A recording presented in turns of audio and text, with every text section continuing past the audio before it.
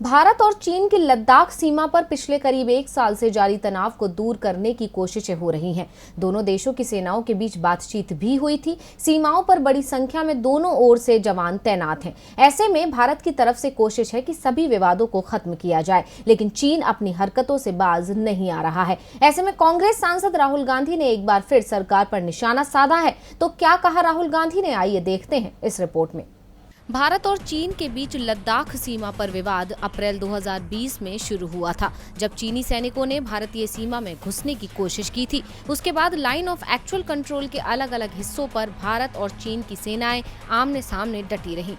दोनों देशों के बीच कई दौर की बातचीत हुई, जिसमें डिसएंगेजमेंट की सहमति भी बनी, लेकिन चीन के मंसूबे कुछ और ही हैं और हमारी सरकार अभी भी हाथ पर हाथ धरे बैठी हुई है। अब इस मुद्दे पर एक बार फिर कांग्रेस सांसद राहुल गांधी ने सरकार पर निशाना साधते हुए ट्वीट किया है और साथ ही एक तस्वीर भी साझा की है। राहुल गांधी ने चीन के मुद्दे को उठाते हुए ट्वीट किया, जुमला घर में घुस के मारेंगे, सच चीन हमारे देश में घुस के मार रहा है। अपने ट्वीट में राहुल गांधी ने एक जुमले का जिक्र करते हुए चीन की हरकतों को उजागर किया है। दरअसल पूर्वी लद्दाख के बाद चीन अब उत्तराखंड में घुसपैठ की कोशिश में जुट गया है।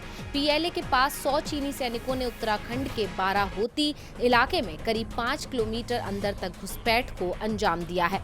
पिछले महीने हुई इस घटना में चीनी सैनिकों ने भारतीय इलाके में बने एक पुल और कुछ अन्य आधारभूत ढांचे को तोड़ दिया था। दरअसल चीनी सैनिकों ने इस घुसपैठ की लंबे समय से प्लानिंग कर रखी थी। अब ऐसे में राहुल गांधी का ये ट्वीट आना, जिससे ये साफ हो जाता है कि वो सरकार को नींद से जगाने की कोशिश कर रहे हैं। डीवी लाइव की रिपोर्ट।